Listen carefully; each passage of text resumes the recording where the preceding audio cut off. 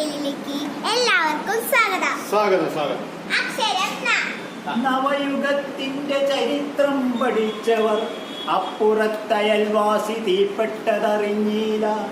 ബന്ധങ്ങൾ അറ്റിയിടുവാൻ കാരണം ഗവേഷകർ കണ്ടെത്തി കുറിച്ചിട്ടു ബോധനാ ശിക്ഷണത്തിൽ. അക്ഷരം പ.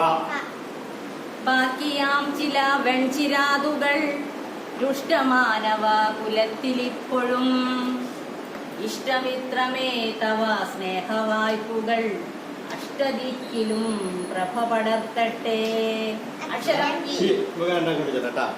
ഇന്ദുപനാഥന്റെ ഗേഹത്തിലെത്തുവാൻ ആമോദമോടെ കുതിക്കുന്നു നിത്യവും.